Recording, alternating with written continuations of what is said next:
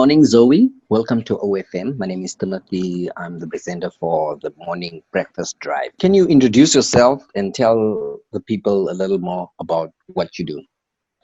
Good morning, and thank you for hosting me on your radio station. My name is Zoe Titus. I'm the director of the Namibia Media Trust. We are based and working from Windhoek. The work of the Namibia Media Trust is to promote press freedom, freedom of expression, and access to information. And for that reason, we are part of the Action Namibia Coalition. This coalition has been working since 2012, really, when it was established, with the aim to put the issue of access to information squarely on the government's agenda, and then subsequently to campaign for the promulgation of an access to information law. So, I mean, that's a short introduction in a nutshell. Yeah. Okay. Okay, today marks the first International Day of Access to Information. For those who are hearing this for the first time, can you give us what is access to information and is it guaranteed in our Constitution? Well, access to information is often referred to as the mother of all rights, for the reason that it is a developmental right, or one could say a facilitating right, in the sense that access to information facilitates your ability to access and realize other rights, because if you are not exercising your right to access to information, then you cannot express yourself freely or knowledgeably, and you cannot make very, very important decisions that affect you, your life, your community, and governance in general. On the issue of whether or not it is guaranteed in our constitution, well, although our Namibian constitution does not expressly guarantee the right to access to information, Article 21 guarantees freedom of speech and expression, which it says shall include freedom of the press and other media. And then you must put that into context. Also, Article 19 of the Universal Declaration of Human Rights, to which Namibia is a signatory, by the way, maintains that everyone has the right to freedom of opinion and expression. That right includes the freedom to hold opinions without interference and to seek. It means to look for, to and request and to receive and impart information. And collectively, this fundamentally means that there is a guarantee to this right, and that our constitution should speak to it. But despite that, we don't expressly have a law that guarantees this right. That is the reason why the Action Namibia Coalition is asking, or has been working with government since 2016, to develop the current bill, which is before the National Assembly. Okay, now what is the status of the access to information bill so far? Is that the legislative or is it about to get passed? Or what is the status of the bill? The Access to Information Bill was tabled in the National Assembly earlier this year, and since then it's been referred to the National Assembly's Standing Committee on Information and Communication Technology for review. This was upon recommendation of parliamentarians. So it is expected then that the Standing Committee will call public hearings and encourage public feedback with a view to improving the bill in several aspects. It means, very importantly, that there is still an opportunity for the public to make submissions on this bill. But we cannot put a time frame to it.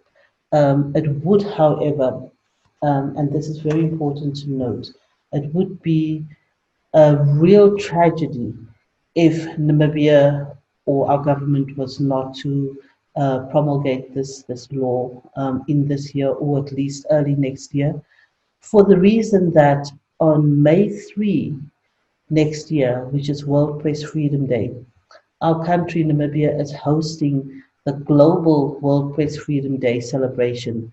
And when the media from the entire world will be descending on Namibia, and it would be rather embarrassing if we were not in a position to show that we have a law in place that guarantees citizens and the media access to information. So now I wanted to reiterate now and go into further why is it important that we pass this bill? Well, a lot of people have spoken about, and people generally speak about how important access to information is for the media in order to do its job of informing citizens. But keep in mind that journalists have been doing journalism for thousands of years without an access to information bill.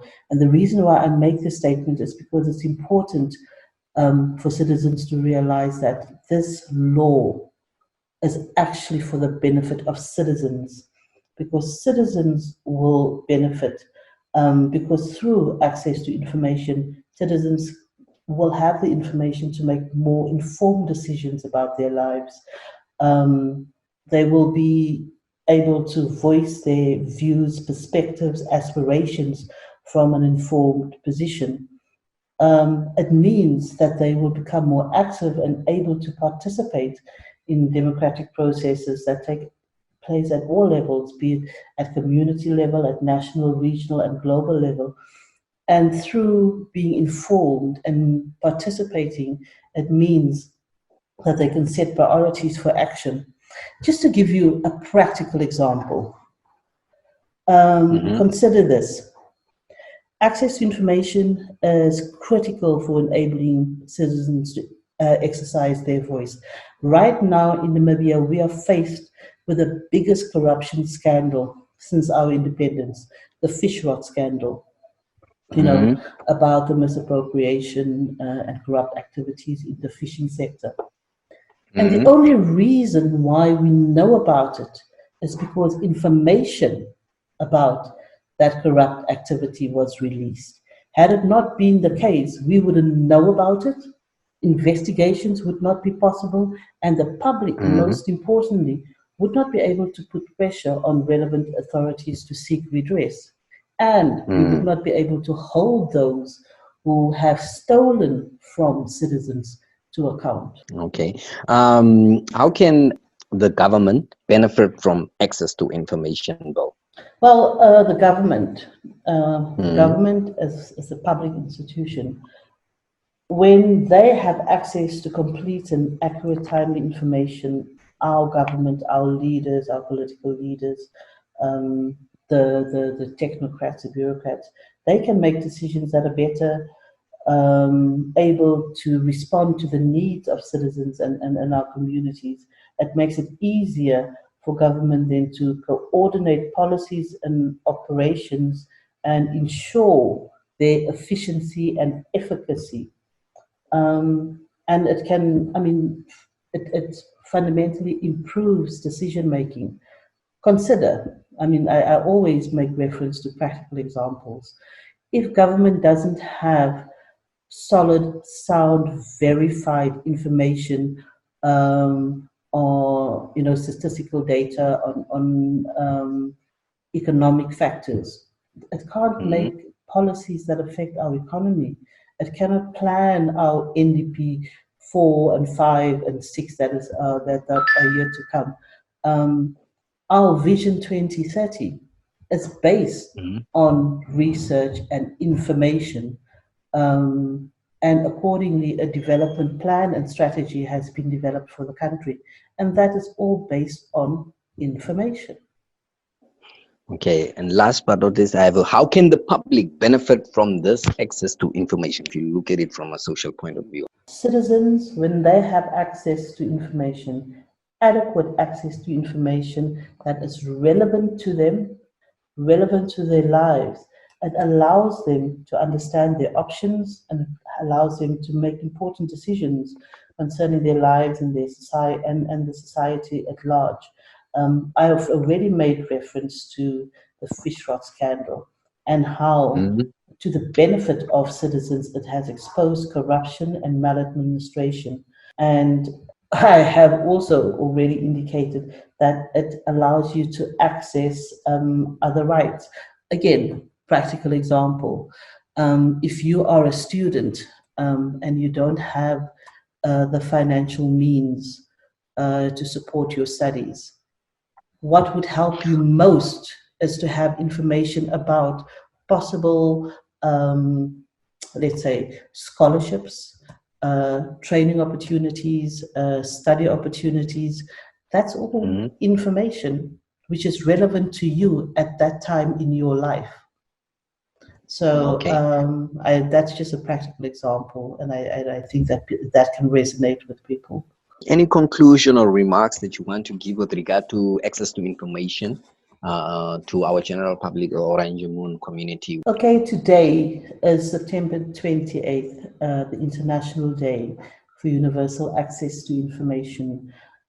This day was formally adopted by the United Nations last year in October, because globally, all countries that are members of the United Nations realize that this right to access to information is critical and fundamental to progress, to development, and to the livelihoods of all people. So this is an incredibly important day for us to celebrate.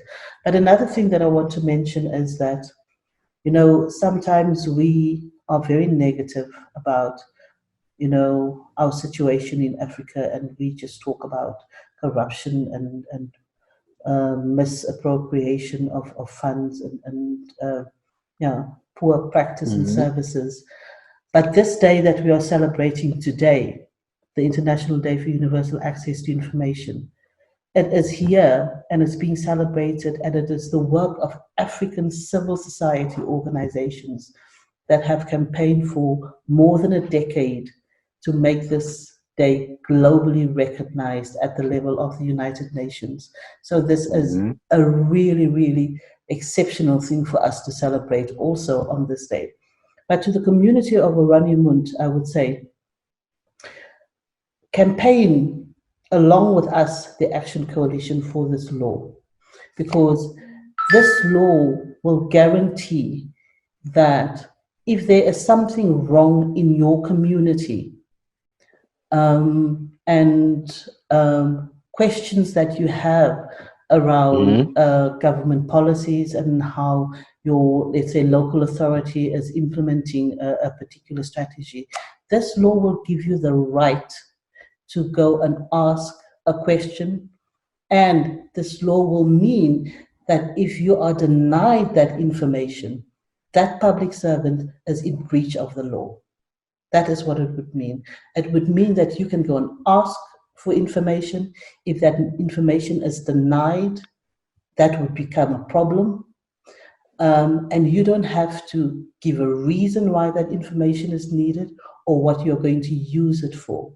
This is an incredibly important right, and that's why we need to fight to ensure that this bill becomes law soon. Thank you, Zoe, for making the time to talk to us. I think the listeners have been informed with regard to access to information, and I hope you will have a great day yourself. Thanks very much.